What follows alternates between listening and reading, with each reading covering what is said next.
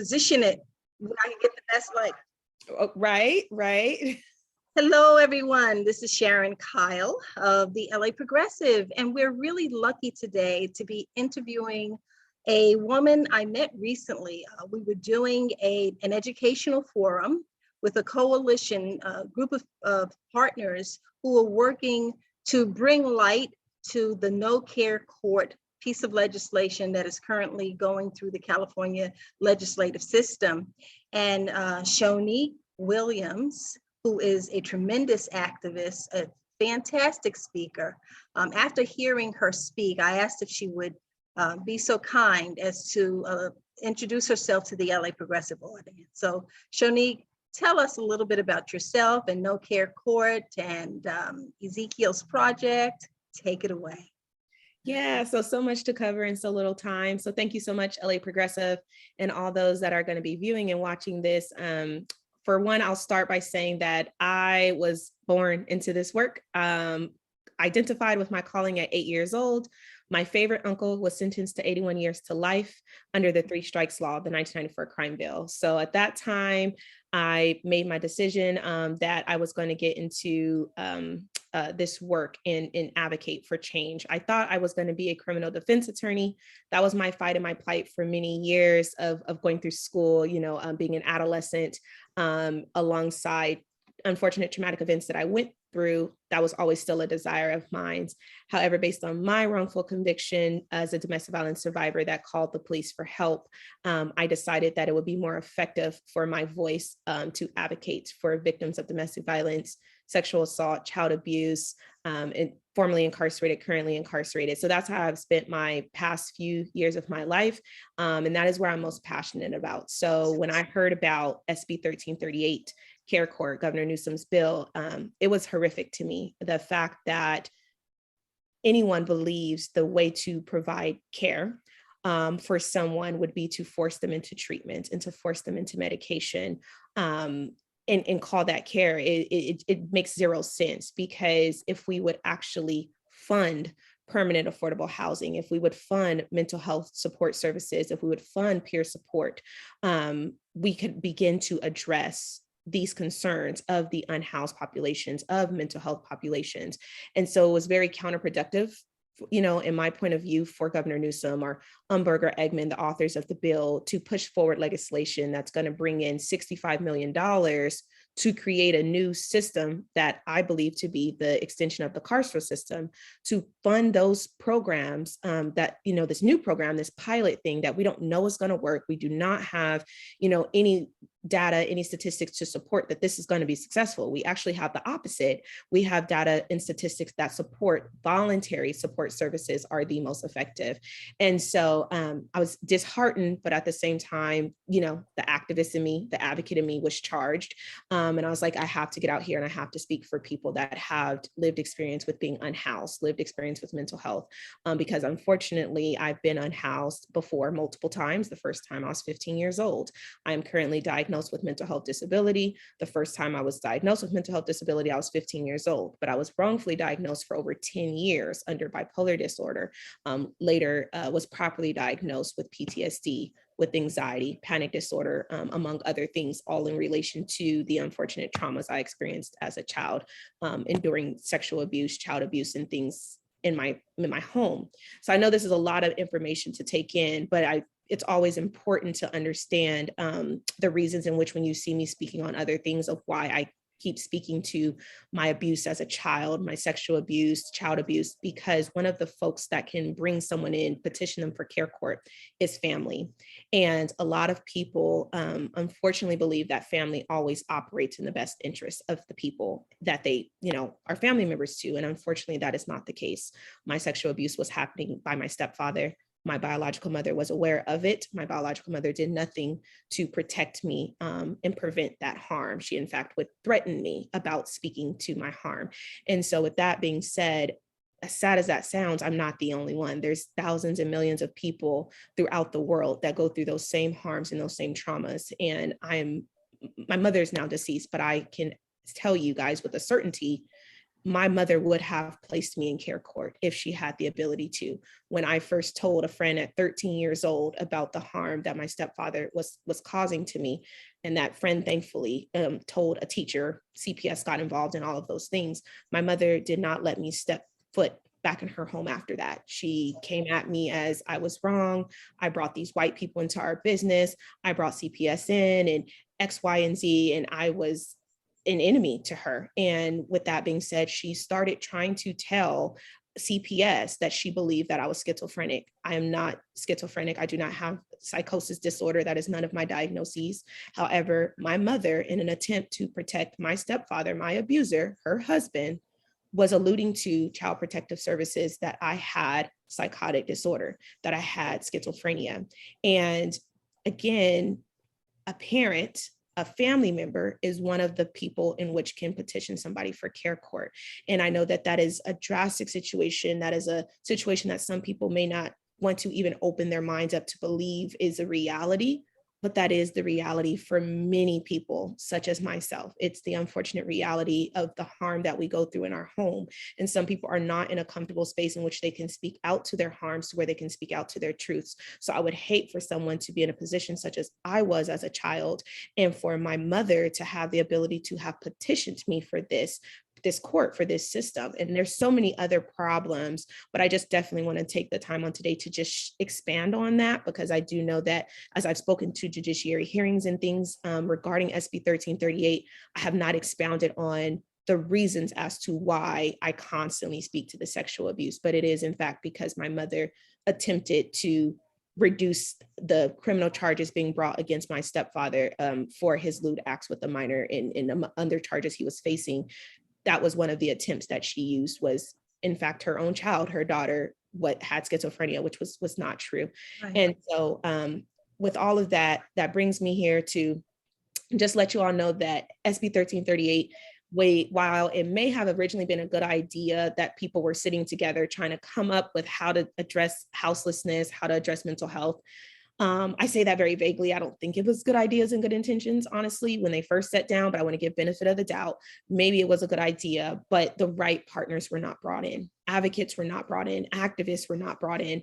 Lived experience individuals were not brought in. You will hear me constantly talking about the need to bring in Black community members, Black activists, Black advocates, because our issues are different. There's a lot of folks out there like me where maybe we want help, but we were raised in a home where we were taught that you don't trust these systems. You don't trust white people. You don't trust CPS. You don't tell the police what's going on. You don't tell social workers what's going on. So you can't just undo that by forcing somebody into treatment and medication. Explain to someone why the things in which they were taught were wrong. Provide resources and tools to give them care, to access of their, and let that be peer-led, because it'd be a whole lot easier for me, being a Black woman, to tell another Black woman why she needs to go into get some kind of treatment and services regarding her mental health versus an old white man. It would just be a lot easier for me to do that. Somebody that's, a former foster child, it would be a lot easier for me to talk to another, foster child, a current foster child, a domestic violence survivor. That's the whole point of peer support services. It's somebody that can identify. And even if they don't have empathy, they have sympathy, and they do understand from that space, they have allyship. So there's so much to cover. We'll definitely leave it to Sharon to share out with her network of folks, my email, my contact information. Everyone is welcome to join No Care Court that wants to stop this bill. You do not have to be a part of an organization or a coalition. You can be a concerned community member throughout the state of California. Would love to bring you on board to just have collective thoughts and ideas. What does this look like if we don't fund this bill? What would it look like to protect Californians and to get housing resources, to get mental health resources? What can we do as a community? Because we take care of ourselves the best. I always believe that community members take care of each other better than others. As it was mentioned, I am the founder of Ezekiel's Project. Yeah. So tell us about Ezekiel's Project. So we're going to leave Care Court, and this video is going to be embedded in an article that provides links to some of the coalition members that are engaged in trying to stop Care Court. So yes, go on and talk to us about Ezekiel's Project.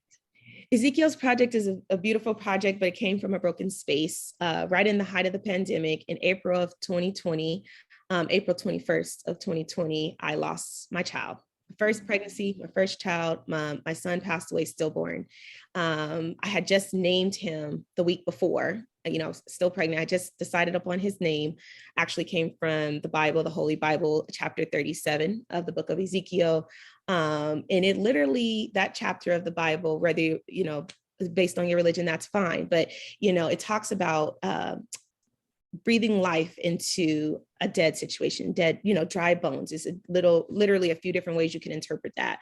And building up an army. And it specifically was speaking to, the children of Israel. And this was a vision going down to the prophet Ezekiel. But for me, when God gave me the name for my son, it was important for me to just continue forward with my advocacy, with my work, with my activism, because my mental health definitely was being challenged while I was pregnant, unfortunately. And I did not know that was going to result in a stillborn child at the end of my pregnancy. But my mental health was being challenged. And that was just a way in which, for me, it was very personal and very dear to just remember the work that I'm doing and, all of the lives that I was going to be impacting. So I, named my son after something that was very important and very dear to me. So when he passed, and by past meaning, I delivered him on April 21st of 2020. I knew he passed a few days before that, unfortunately, and I had to, go through that traumatic process. I don't know if people are aware of what it looks like and what you go through to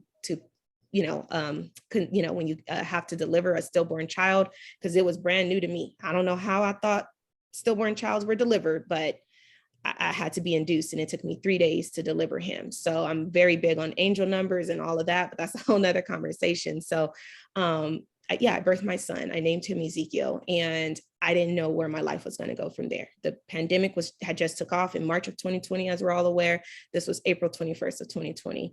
And I was struggling. I was struggling with my mental health really bad. And my care providers, I was in therapy and things. They didn't know if I was suffering from post-traumatic stress disorder, regular grief and loss, depression. They didn't know. It was hard, and I had connected very well to my support team, to my, mental health therapist, my OBGYN. So it was a bittersweet thing. It was very difficult. It took time, but I was connected to the proper resources.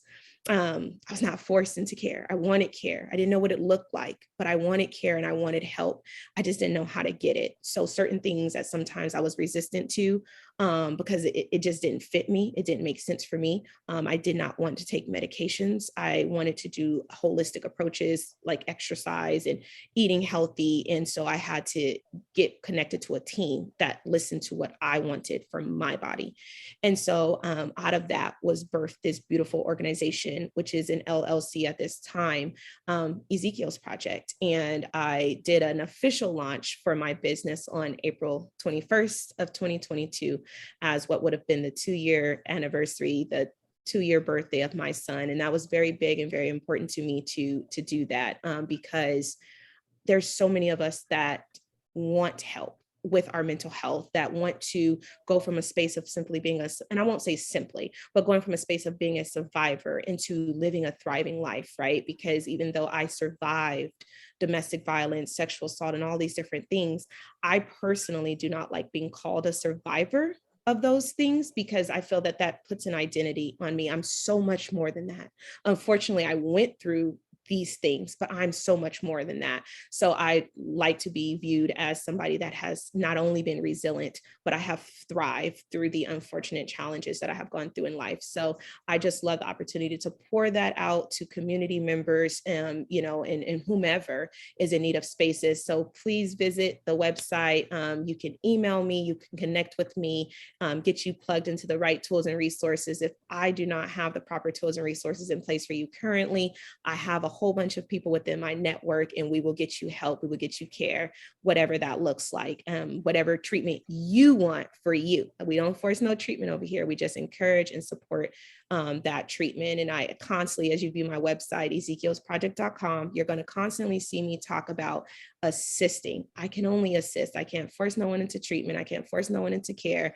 I can give recommendations, and I can help you with what it looks like for you to live a healthy, thriving life. So looking forward to you guys connecting and plugging with me over there. Again, that's ezekielsproject.com. Sharon has already shared that there's going to be some links provided with this share out. So I'm just thankful to connect with my community. You do not have to be housed in California. You could be anywhere within the US. At this time, I'm not international, but anywhere within the US can get you some tools and some resources to help you live the thriving life that you want to.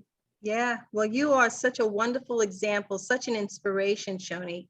And just want to remind people that we are pushing the hashtag no care courts. And we want to encourage everyone to visit ezekielsproject.com. Well, thank you. Thank you for being here. Thank you. It was my pleasure meeting you and my pleasure hearing your story. I'm so happy that it turned out victorious. Absolutely. So this concludes another episode of the LA Progressive, and we hope you all will check back again later. Bye-bye. Bye.